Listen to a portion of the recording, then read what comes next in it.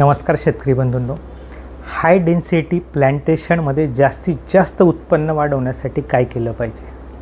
High density plantation म्हणजे अतिघन लागवडीमध्ये जर बागायती लागवड करत असाल तर 4x1 असो, 3.5x1 असो, कोरडवाहूमध्ये लागवड करत असाल तर 3x1मध्ये लागवड करत असाल तर महत्त्वाच्या 3 गोष्टी करायच्या आहे जेणेकरून आपल्याला हाय डेन्सिटी प्लांटेशनमध्ये जास्तीत जास्त उत्पादन मिळेल. तर सगळ्यात महत्त्वाचं आहे आपल्याला सरळ वाण लावायचे आणि लवकर येणारे वाण लावायचे. दुसरी गोष्ट, वाढ खुंटवणारे औषधं वापरायचे. मग ते 55 दिवस, 65 दिवस आणि 75 दिवस.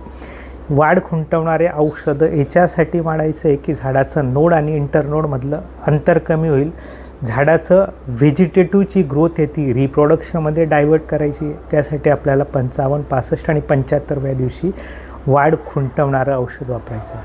आणि तिसरं सगळ्यात महत्त्वाचं, आपल्याला शेंडा खुडायचं आहे आणि दादा लाड तंत्रज्ञानाप्रमाणे आपल्याला गळफांद्यांची छाटणी करायची. मित्रांनो, ह्या 3 स्टेप जर तुम्ही अतिघन लागवड पद्धतीत वापरल्या तर तुमच्या शेतामध्ये हाय डेन्सिटी प्लांटेशनमध्ये जास्तीत जास्त उत्पादन मिळेल. ओके, धन्यवाद.